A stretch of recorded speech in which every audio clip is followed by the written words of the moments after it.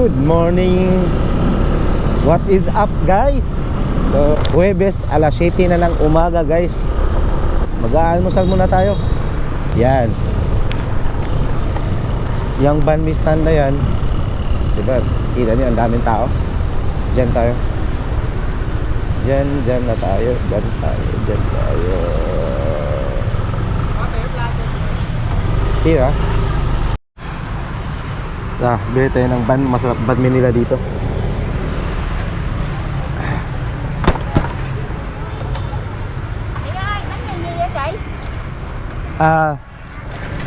Hi, good morning. Dạ, dạ. Nem chuối à bao chị ơi. Can I have this one? This one and that one? Trứng thịt ok. Yeah, okay. Ok. Alright, thank you. I will sit here. Hả? Cho ông đi này. Đây này, ok. Ok. Có ớt không anh? Bao nhiêu? 15.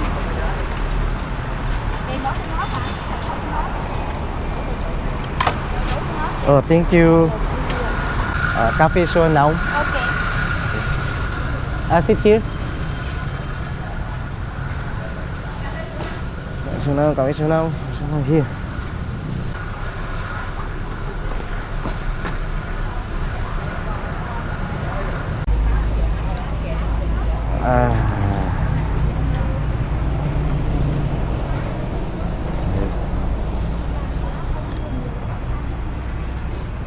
Bili tayo ng loto. Pero hindi natin alam kung, hindi ko alam kung paano titingnan to. My tea cup. So good morning sa lahat. Nag-almusal na ba ang lahat?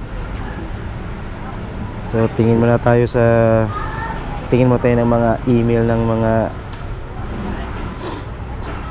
kasamahan natin.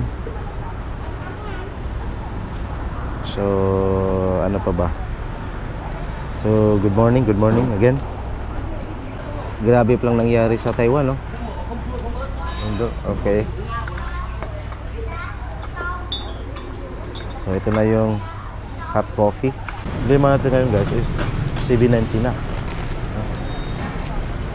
Kumain na nga lang tayo ng banh mi na to.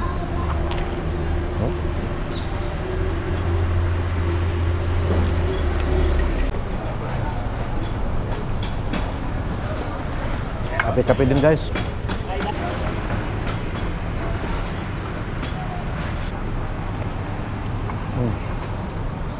Sarap talaga ng kape.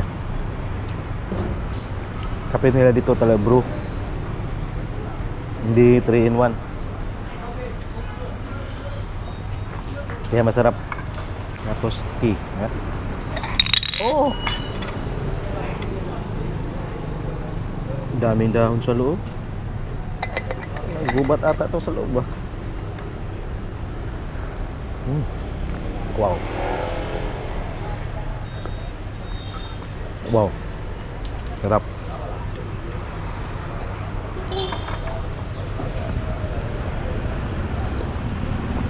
So guys, patuloy natin yung kwentuhan natin sa kalsada. Tara na.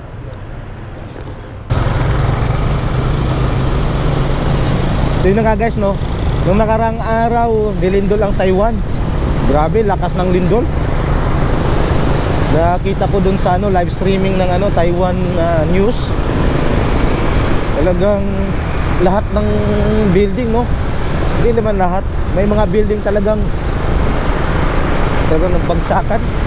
Grabe. Sana naman maayos lang lahat, maka-recover agad si Taiwan. 'Di ba? Kasi marami ding mga Pinoy na OFW doon na nagtatrabaho. 'Di ba, nakakaawa din pag-uwi ng Pinas. Alam mo naman sa atin, maganda kasi sa pag tatrabaho ka sa ibang bansa, kahit anong posisyon meron ka, kahit na yung pinaka-maliit na posisyon, ang sahod pa rin kumpara sa atin malayo. Yung nga sabi nila ang Vietnam daw isa sa cheapest country sa buong mundo. Hindi naman, parang halos magkatulad lang din ng Pinas, diba? Halimbawa na lang, halimbawa na lang ha, yung banh mi na yun, yung kinain mo kanina, nagkakahalaga ng 15,000 Vietnam dong, di ba? Yung 15,000 Vietnam dong in terms of piso, divide at multiply by 2 mo na lang yun, tapos tanggalin mo ng isang zero kasi 15,000 bali 300 pesos, yun na yun, di ba? Mas mahal pa nga. Magkano ang mga sandwiches sa atin, yung mga ganong klase, abot ba ng 300? Hindi, siguro 200, ganon, 100, di ba? Hindi sila cheap. Maganda lang talaga ang sahuran dito, pati mga lokal. Biruin nyo ha, ito ang mga lokal, yung easy supervisor, yung supervisor lang, yung first fresh na unang salta na supervisor na wala pang wala pang experience, ang sahod nila is 18 million 18 sa piso yan is mga 36,000 pesos supervisor yan sa maintenance.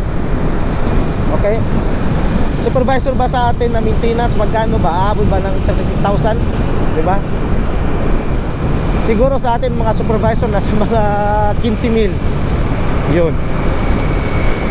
Yung 15,000 na yan in Vietnam dong nasa mga 7.5. Lagay na natin 8 million. Yung 8 million na yan, sahod lang yan ng technician.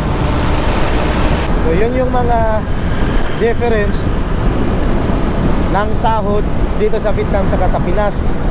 Baga si Vietnam saka si Pinas halos magkaparehas lang in terms of yung mga bilihin, yung mga ganyan. Pero sa sahuran, hindi, mura talaga si Pinas. Hindi ka naman mura, mapapamura ka na talaga. Kasi pagdating ng sahod, after one day, utang na lahat. Magkano naman, halimbawa, supervisor, di ba? 36,000 supervisor sa atin. Jesus Christ. Kung 36,000, lahat ng mga manager siguro sa atin gustong maging supervisor na lang. Tapos may mga bilihin din naman dito na mas mahal pa kaysa Pinas or mas cheap pa kaysa Pinas. Meron din naman. Kaya karamihan ng mga OFW gusto talaga magtrabaho sa ibang bansa. Kasi una, si Pilipinas, requirement ng Pilipinas, lahat ng mga maisip na requirement talagang i-require na dapat i-submit. Dati pa nga, naabutan ko pa nga yung isa sa mga requirement nila with pleasing personality. Paano yung walang pleasing personality? Walang trabaho, di ba? Tapos trabaho mo lang yung talagang mababa lang. Kailangan pa ng college graduate, university graduate. Grabe qualification, grabe standard ni Pinas.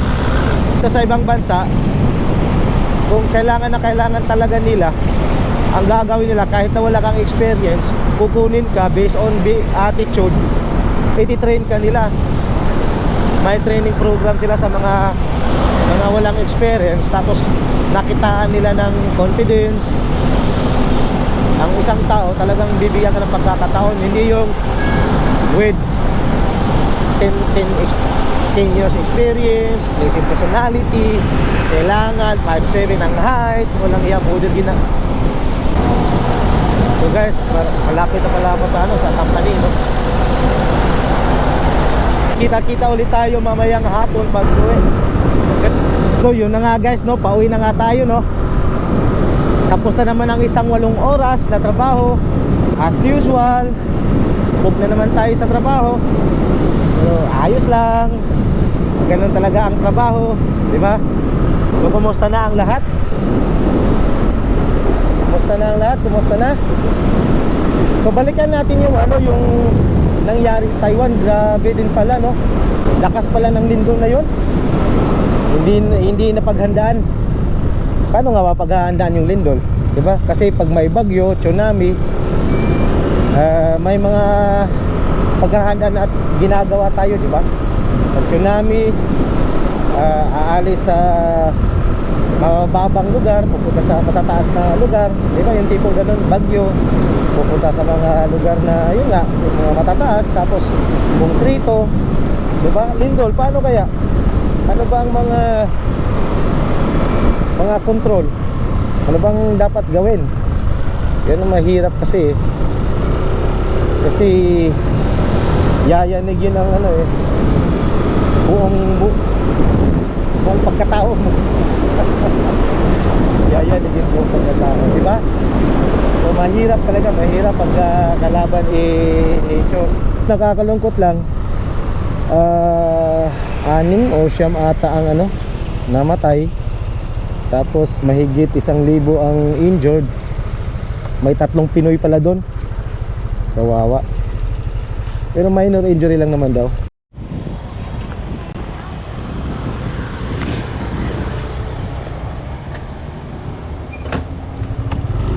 Balik tayo. So yun na nga guys, no, sarap ng pwesto di busing ah. Naalala ko tuloy, iwan ko kung ilang taon na nakalipas, di ba may ano din sa Brazil, yung Demon Festival. Nako, Demon Festival. Tapos may mga naka-custom doon na Kristo, pinagsasaksak ni demonyo. Ay nako naman talaga.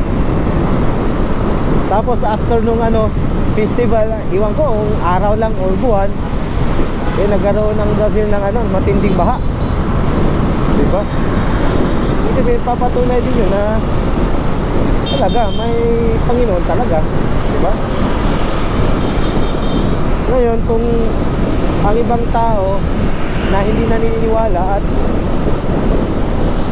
nakita na may ganung mga kaganapan nangyayari, kayo na humusga, diba? Hindi mo naman pwedeng, sabi ko nga, hindi mo naman pwedeng ipagdikdikan yung relihiyon mo sa ibang tao kung hindi naman nila open sa heart nila na tanggapin yung religion mo. Kasi ang religion dapat by heart heart pa. Hindi yung basta-bastang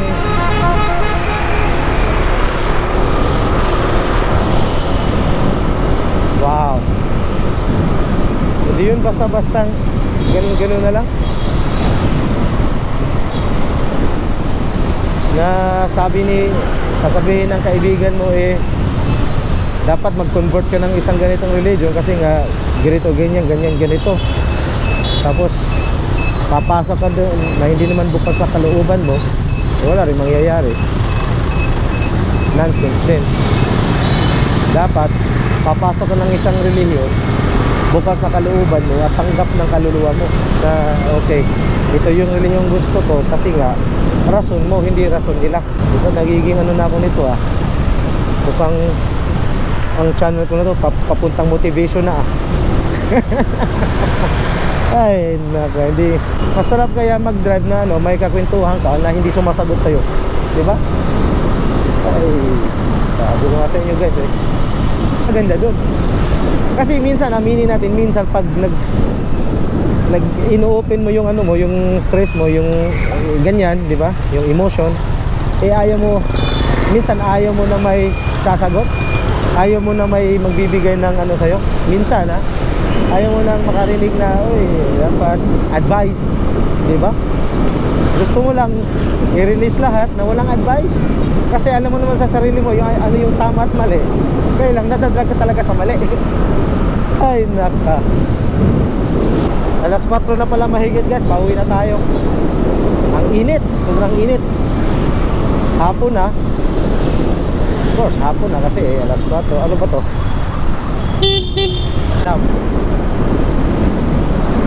Gusto ko lang makita ng mga ibang mga Pilipino nasa Pinas kung ano ba talaga ang pamumuhay naming mga OFW dito sa ibang bansa, para magkaroon din kayo ng mga idea. Baka Baka malay nyo, isa sa mga araw na to eh, pupunta kayo dito, di ba? Sa area ko na to, hindi ko lang alam ha. 3 taon na ako dito, hindi pa ako nakakita ng Pinoy dito.